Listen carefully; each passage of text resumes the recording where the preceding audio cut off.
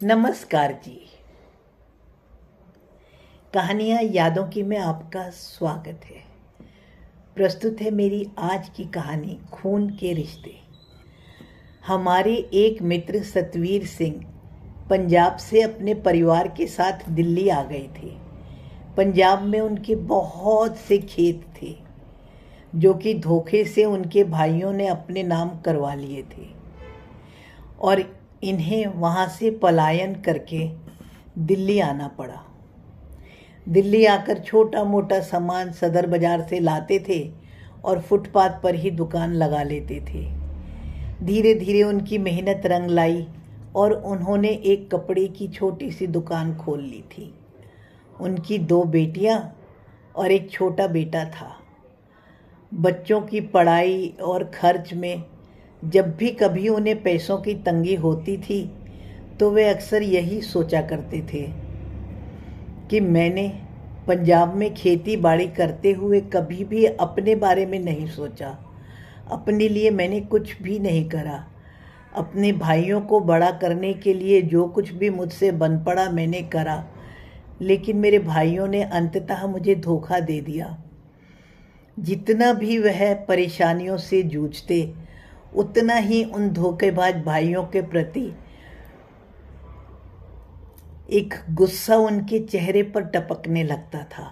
यूं ही समय बीत रहा था और उनकी मेहनत से उनकी दुकान भी अब अच्छी ही चलने लगी थी।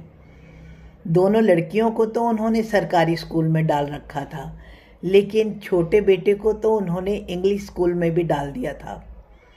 वो अक्सर यही कहते थे कि कुछ समय बाद 9th क्लास से अपनी लड़कियों को भी मैं इंग्लिश स्कूल में ही डाल दूंगा। बस थोड़ा सा काम और बढ़ जाए तो अच्छा ही हो जाएगा। इस बीच उन्होंने लोन लेकर हमारे साथ में ही एक छोटा सा फ्लैट भी खरीद लिया था। लेकिन इंसान सोचता कुछ है और विधाता को मंजूर होता कुछ है। एक समय दिल्ली में कुछ ऐसा दंगा भड़का जिसमें कि उनकी जान ही चली गई। अब सतवीर भाई साहब की पत्नी दिल्ली में अकेली ही रह गई थी।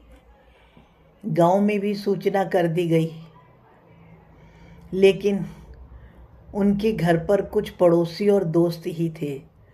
पंजाब से कौन आएगा कौन नहीं, भाभी जी को तो कुछ भी अंदेशा नहीं था। हम सब भी बेहद दुखी होकर भाभी जी को सांत्वना ही दे रहे थे कि सब ठीक हो जाएगा। हम अब क्या सांत्वना देते, पर अपनी तरफ से पूरी कोशिश कर रहे थे। हम यही समझा रहे थे अभी तो आप खुद को और बच्चों को संभालो।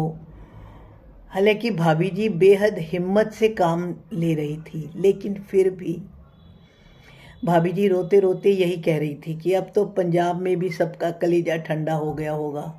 अब तो कोई उन्हें बोलने पूछने वाला ही नहीं है। वो सब तो मुक्ति पा गए। सोचते सोचते ही वह जोर जोर से रोने लग जाती थी, कुछ भी बोल रही थी। मैं, मेरी पत्नी और अड़ोस पड़ोस के परिवार भी उन्हें बेहद दिलासा दे रहे थे। सुबह उनकी अंत्येष्टि क्रिया होनी थी। अभी शाम तक तो पंजाब से कोई आया भी नहीं था।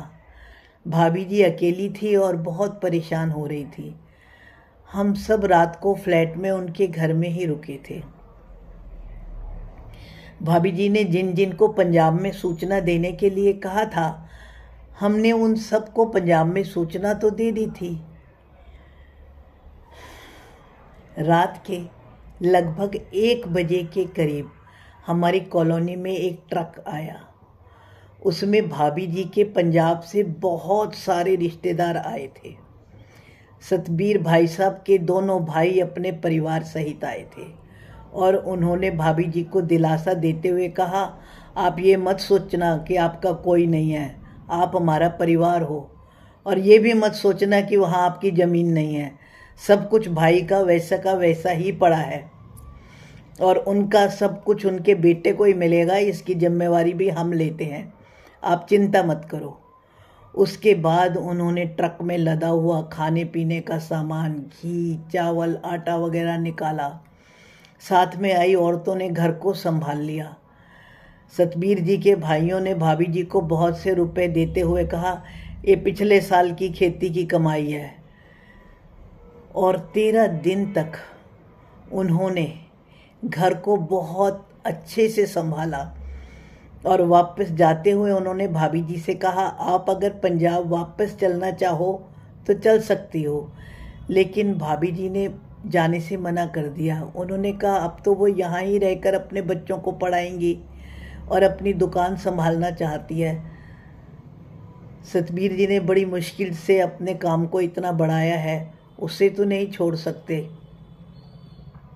तो सतबीर भाई साहब के छोटे भाई ने अपने 18 साल के बेटे को भाभी जी के पास ही छोड़ते हुए कहा, अब ये आपका ही बेटा है, दुकान के काम में आपकी सहायता करेगा। आपको कोई भी चीज़ की ज़रूरत हो तो आप बतलाना। श्रोतागण, आपकी जानकारी के लिए बता दूं कि अब सतबीर भाई साहब की दुकान एक बहुत बड़े शोरूम में बदल चुकी है और उनका छोटा बेटा भी अब दुकान पर ही बैठता है। सतबीर भाई साहब के छोटे भाई का बेटा भी अब भी दुकान में उनके बेटे की ही सहायता करता है और कभी भी उसने अपने आप को दुकान का मालिक ना समझा ना कहा। अब तो उसका भी विवाह हो चुका है और उसने भी कॉलोनी में एक और फ्लैट ले लिया है। उसके बाद भाभी जी की दोनों लड़कियां तभी अंग्रेजी स्कूल में चली गई थी और अब दोनों लड़कियों की शादी भी हो चुकी है। नफरत, गुस्सा, प्यार, ये सब मन की भावनाएं हैं। परमात्मा ने तो संसार में केवल प्यार ही देकर भेजा है, लेकिन अपनी संकुचित मानसिकता से लोग इन भावनाओं को बिना वजह ही नफरत और ईर्ष्या में बदल देते हैं। वरना खून के रिश्ते में कुछ तो खून का असर होता ही है ना। धन्यवाद जी।